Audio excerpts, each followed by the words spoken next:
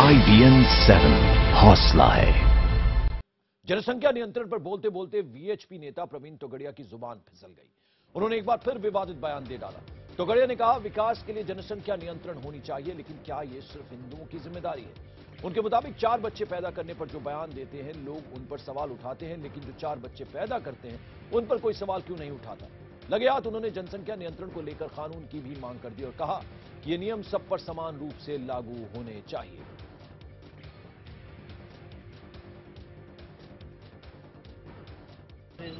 मैं मानता हूं कि देश का विकास करने के लिए जनसंख्या नियंत्रण करना चाहिए, पर मेरा प्रश्न है कि क्या हिंदुओं को ही करना चाहिए? सबकी जिम्मेदारी नहीं है क्या? हिंदू हम दो हमारे दो करके अपनी जनसंख्या कम करता रहे और दूसरे अपनी जनसंख्या बढ़ाकर देश को गरीब बनाकर देश की परिस्थिति बढ़े, वह कितना उचित है? तो जनसंख्या नियंत्रण होना ही चाहिए, पर यह जिम्मेदारी अकेले हिंदुओं की नहीं है, ये जिम्मेदारी मुसलमानों की भी है। मनोज राजन त्रिपाठी हमारे सहयोगी इस वक्त हमारे साथ जुड़ रहे हैं। मनोज, जबान फिसली ना कहें, ये कहें कि सोच समझकर दिया गया ये बयान है प्रवीण तोगड़िया का।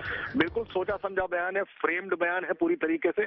अभी तक चाहे वो साक्षी महाराज हो या साध्वी प्राची हो, सिर्फ मतलब बयान का एक दूरी थी जिस दूरी में उन्होंने ये कहा कि 4 बच्चे पैदा करने चाहिए हिंदुओं को, लेकिन आज उससे 2 कदम और आगे बढ़ के इसको सीधे धर्म से जोड़ दिया है आज प्रवीण तोगड़िया ने। जो प्रवीण तोगड़िया हमेशा से ही विवादित बयानों को देने वाले माने जाते हैं। उनके कभी भी बयान सीधे और सपाट कभी किसी सीधे तौर पर नहीं होते हैं, उनके बयानों से हमेशा विवाद ही पैदा होता है।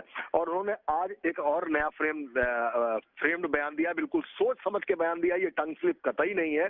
और उन्होंने साफ तौर पर हिंदू और मुसलमान की बात करने की कोशिश की है और इसी के आधार पर उन्होंने जनसंख्या नीति बनाने की मांग की है। लेकिन असल में तो ये है, कहा जा सकता है कि साध्वी प्राची और साक्षी महाराज के बयानों का एक्सटेंशन है और उसको ज्यादा साफ तौर पर कहने की कोशिश की है और इस तरीके से एक और नया विवाद खड़ा कर दिया है। पंकज बिल्कुल, और हमारे साथ इस वक्त कांग्रेस नेता प्रियंका चतुर्वेदी भी जुड़ रही हैं। प्रियंका, क्या कहेंगी आप? प्रवीण तोगड़िया ने आज कहा कि विकास के लिए जनसंख्या नियंत्रण होनी चाहिए, लेकिन क्या ये सिर्फ हिंदुओं की जिम्मेदारी है? देखिए, उनकी जो बातें रही हैं, शुरू से ही इतनी विवादास्पद बात करते हैं हिंदू धर्म को लेकर। सबसे पहले तो विश्व हिंदू परिषद ने हिंदू धर्म का ठेका नहीं लिया हुआ है या किस तरीके से हिंदू धर्म को बढ़ाना है उसका ठेका नहीं लिया हुआ है। विश्व हिंदू परिषद ऐसी संगठन बन गई है कि हिंदुओं के हित के बारे में तो कोई बात नहीं कर रहे हैं, पर हिंदुओं को जोक बना रखा है पूरी दुनिया में। पूरी दुनिया मजाक बनाए रखी है हिंदू धर्म को लेकर। मैं बस यहाँ पे ये कहूंगी कि पहले तो ये इस जो साक्षी महाराज ने बयान दिया था वो सिर्फ रिलीजन की लाइन पे नहीं है। आप अगर इकोनॉमिकली भी देखेंगे उसमें कोई सेंस नहीं बनता है। ये डेवलपमेंट एजेंडा की जो बात करते हैं प्रधानमंत्री जी, कोई सेंस नहीं बनता है।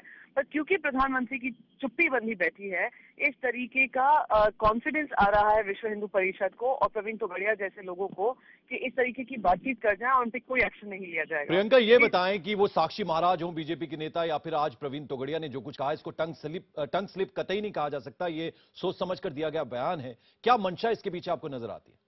नहीं, मंशा तो बहुत स्पष्ट है कि बात की थी डेवलपमेंट की। जो उनका सही हमेशा एजेंडा रहा है भारतीय जनता पार्टी का आरएसएस के साथ मिलकर, वो हमेशा यही रहा है कि कैसे हिंदू मुसलमानों में हर तरीके का बंटवारा होता रहे। और अब बहुत सामने आता जा रहा है। 7 महीने में हमने देखा है इकोनॉमी या डेवलपमेंट को लेकर कोई बात नहीं हो रही है, पर बातें इस तरीके की चल रही हैं कि कैसे और प्रॉब्लम्स क्रिएट करें और किस तरीके से हिंदू धर्म के नाम पे अपनी राजनीति आगे बढ़ाएं।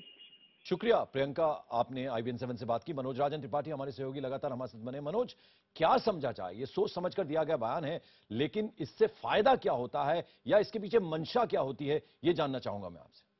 इसके पीछे सीधे तौर पर जो ध्रुवीकरण की स्थिति को पैदा करने वाली बात है, सीधे तौर पर चाहे वो साध्वी प्राची हो, चाहे वो साक्षी महाराज हो।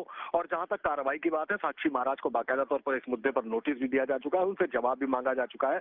लेकिन लगातार कोई ना कोई इस तरीके का बयान दे रहा है, चाहे वो लव जिहाद का मामला योगी आदित्यनाथ की तरफ से उपचुनाव के दौरान आया हो, चाहे उसके बाद धर्मांतरण का मुद्दा गरमाया हो, उसके बाद निरंजन ज्योति उन्होंने भी बयान दिया दिल्ली में जाकर, और अब साक्षी महाराज, प्रवीण तोगड़िया और साध्वी प्राची, जो कुछ भी जितने भी इस तरीके के विवादित बयान आ रहे हैं पंकज, अगर आप गौर करेंगे तो उत्तर प्रदेश ही उसकी पृष्ठभूमि नजर आता है।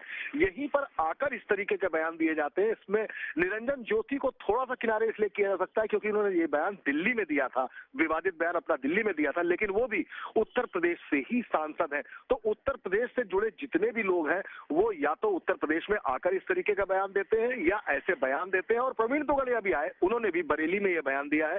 तो उत्तर प्रदेश को जमीन बनाया जा रहा है, खासतौर पर ध्रुवीकरण की कोशिश की जा रही है, ताकि जो मेरी अपनी समझ कहती है वो यही कहती है कि 2017 के लिए एक जमीन तैयार करने की कोशिश की जा रही है और उसके पीछे का जो एजेंडा है वो है वोटों का ध्रुवीकरण।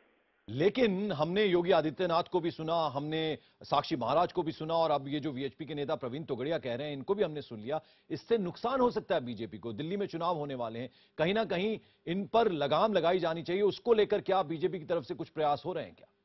देखिए, अभी तक जैसे जब उपचुनाव आए थे, 12 सीटों पे उपचुनाव आए थे, जिसमें से 9 सीटें बीजेपी के पास पहले ही थी, लेकिन योगी आदित्यनाथ ने कमान संभाली और लव जिहाद का मुद्दा छेड़ा।